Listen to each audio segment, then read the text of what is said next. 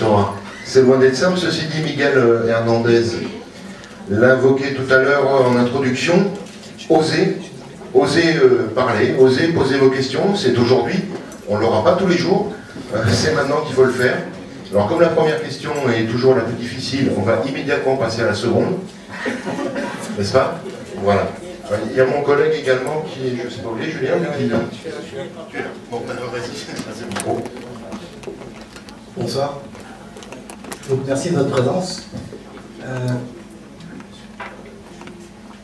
Ma question elle va être relativement simple. En fait, j'ai du mal en fait, à comprendre le mécanisme de validation des visas. Et je sais qu'en fait, il y a une question qui se pose entre, bien entendu, le rapport habitant, entre la validation de visa, par exemple, des Algériens, des Marocains et des Tunisiens. Voilà. Donc, est-ce que j'avais cru entendre parler de quelque chose qui disait qu'il allait avoir un rééquilibrage, ou je le dis parce qu'en fait, on a beaucoup de familles, des gens qui voudraient venir nous voir, etc. Et très souvent, ça bloque. Et on sait que ça bloque soit pour des questions, enfin, ça bloque pour des questions politiques. Voilà. Moi, je ne suis pas ministre. Hein. Oui. Pour donner les visas et pour vous expliquer combien il faut, etc. Hein. Moi, je suis historien, je viens vous expliquer les enjeux de mémoire. Je sais que ça a fait partie des discussions, des négociations qui ont eu à Alger. Et très honnêtement, la partie du discours qui m'a intéressé, c'est celle que tout le monde a retenue d'ailleurs, c'est de porter beaucoup plus sur l'histoire et la mémoire que sur les visas. Enfin, je vous le dis pas, donc je ne sais pas, je ne veux pas vous répondre très précisément à cette question sur... Je sais qu'il faut un rééquilibrage, parce qu'il y a plus de visas en proportion de Marocains, par exemple, que d'Algériens, ça c'est sûr. Mais est-ce que ça a été obtenu dans quel terme, ça je sais pas. Ouais, bonsoir. Merci d'être là, comme il a dit le monsieur. Monsieur Stora, vous avez dit pour tendre vers des rapports un peu meilleurs ou normaux, je ne sais pas c'est quoi la normalité, il faudrait beaucoup de films, il faudrait beaucoup de production culturelle, tout ça.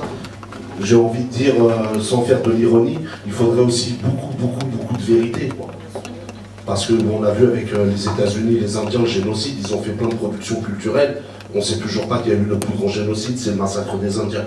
Bref, ensuite j'aimerais vous interpeller sur qu'est-ce que vous pensez de l'absence quasiment totale dans les manuels scolaires. Moi je sais pas, j'ai été scolarisé jusqu'en terminale, la guerre d'Algérie, ça s'est résumé à presque... la France, elle était en Algérie, c'était pour vacciner les Algériens et les aider à construire des routes. C'était presque ça, quoi. La colonisation, c'était ça. En histoire, la thèse officielle, s'il y a eu la colonisation, c'est parce que le bey d'Alger, il a giflé, je sais plus qui, un empereur français ou je sais pas quoi, qu'il y a eu une guerre.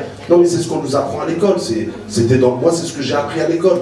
Après, pas de par moi-même. Ça veut dire qu'on ne dit pas, même quand François Hollande, dernièrement, il était allé en Algérie, on n'ose pas dire les choses. Il n'a pas dit la France a fait des méfaits, il dit c'est la colonisation. Alors c'est pas la colonisation. Ou alors, il faut expliquer aux jeunes c'est quoi la colonisation, mais dire voilà, la colonisation, c'est un système crapuleux qui fait qu'on va victimiser des gens pour leur ôter toute leur richesse. En l'occurrence, à l'époque, c'était le blé. Tout ça, c'est ça la colonisation. Sans rentrer dans... C'est pas des trucs de revanchard, tout ça, mais si on ne dit pas la vérité aux gens, on ne peut pas tendre vers des meilleurs rapports. Il faut dire la réalité, comme quand il y a un crime, il y a un autre crime, je sais pas, on fait une psychanalyse du type qui a tué ou qui a violé pour expliquer le crime. On ne fait pas l'économie de grandes explications. Or, dans ce conflit franco-algérien, on oublie de dire, voilà, il y a eu des victimes, il faut les reconnaître en tant que victimes.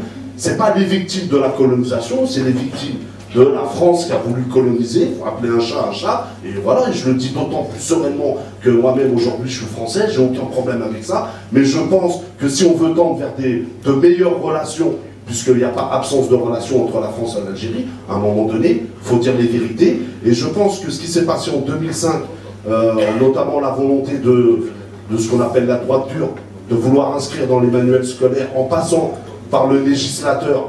Bon, notamment, c'était des députés de droite qui avaient mis, et cette loi, elle est passée, il a fallu l'intervention de Chirac pour enlever l'article 4, mais instaurer dans les manuels scolaires que les bienfaits de la colonisation, ou attentat là, au FNL, là, parce qu'il y a de la boue qui a coulé je sais pas où et tout ça, machin.